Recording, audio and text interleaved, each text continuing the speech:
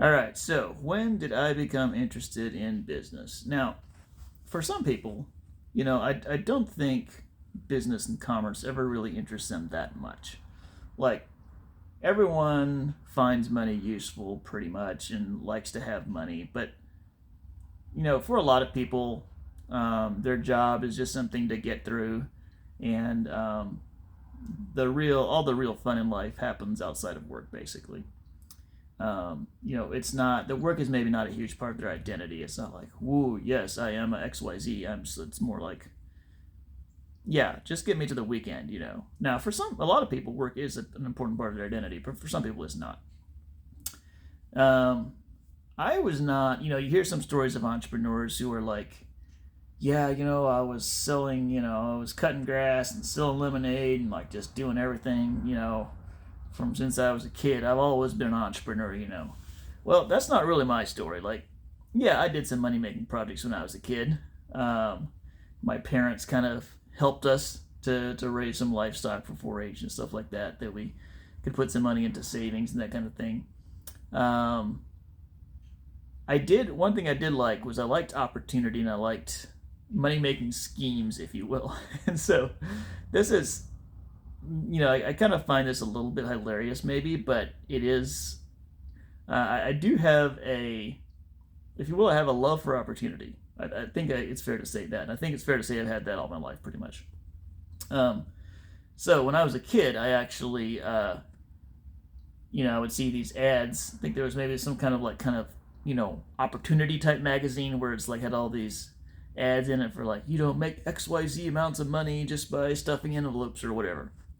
Well, I actually tried it. So I signed up for this one envelope stuffing deal, and I got the supplies from them, and I sent out these envelopes, and nothing happened, of course.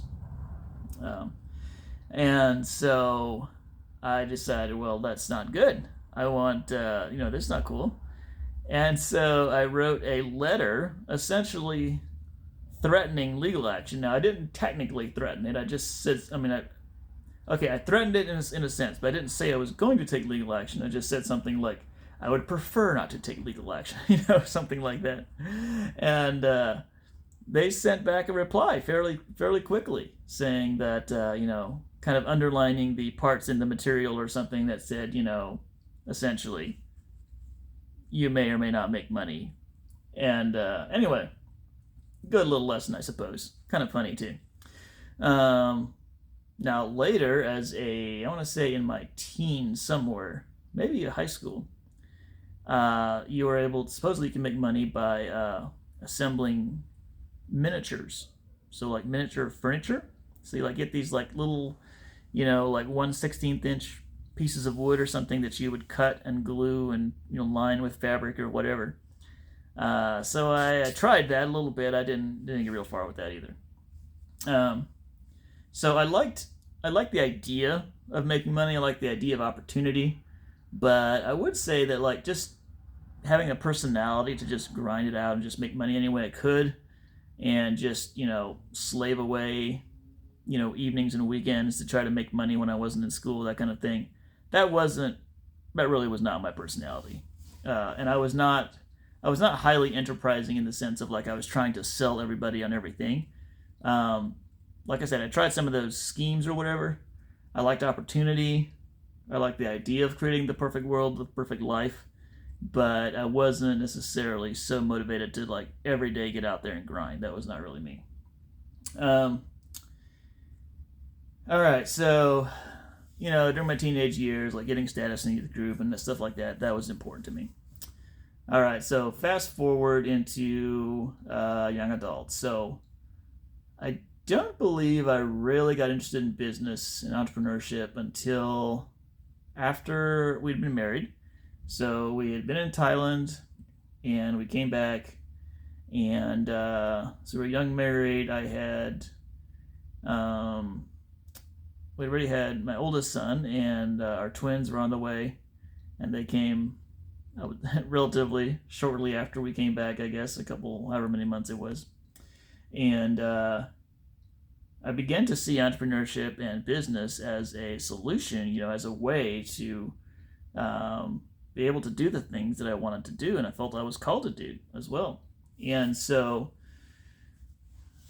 I listened to lots of kind of startup marketing, those sorts of podcasts and material. I listened to a lot of Seth Godin. I think for some reason at that stage, I really enjoyed listening to him. I haven't listened to much Seth Godin or read much in years. But somehow at that stage, when I was really starting to be interested in it, it really connected with me, I think. And anyway, so probably I would guess these 3 ideas about how I wanted to do business probably came to me most. I don't know where all I kind of gathered them from, but I'm guessing it sounds like something Seth Godin would say. Okay, so I'll probably just have to give him credit for most of these 3 ideas. But I kind of developed. I was like, hey, there's 3.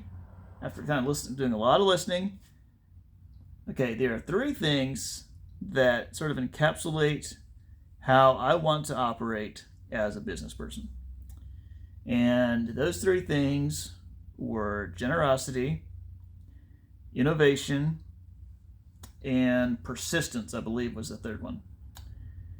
And that was my, before I got into the world of business very much, before I had a lot of hands-on experience, that was my mindset. That's what I wanted to take into it, if you will.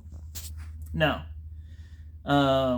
it could be interesting to compare how much of those things I have kept as a part of my business mentality, and how many of those things, actually translate well into business. I'm quite certain that persistence is a valuable characteristic for business. And I'm quite certain that generosity can also be useful, maybe especially in the startup phases, perhaps more so even than in later stages. But to be the first to give certainly can be a very useful tool, I believe.